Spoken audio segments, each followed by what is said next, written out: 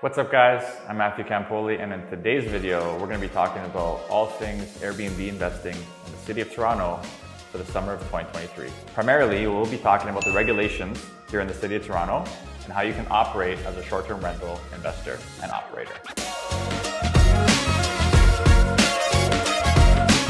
In January 2021, as if the pandemic wasn't stressful enough, the city of Toronto implemented new regulations around short-term rentals in the city of Toronto. So here's some important things to know about investing in Toronto for Airbnb and short-term rentals in the summer of 2023. Starting with, what is a short-term rental?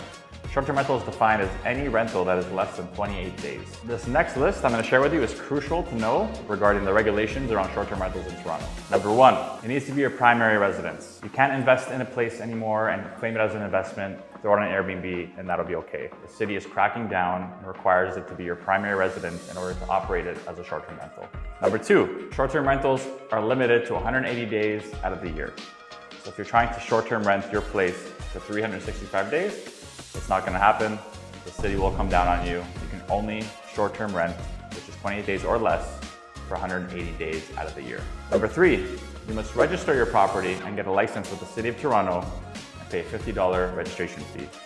This is also crucial as some people are trying to do it without getting registration or license, and the city will crack down. So please do get a short-term rental license and register with the city.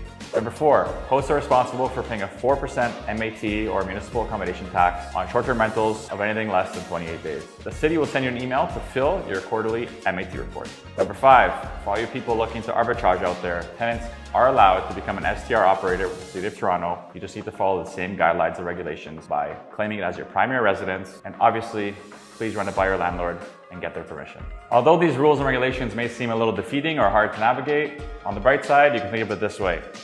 I've been operating my unit since 2019. This is before the rules and regulations came out. Roughly, I was competing with 22,000 other units in the city. Now, with these rules and regulations, there are probably roughly 4,800 short-term rental properties to compete with.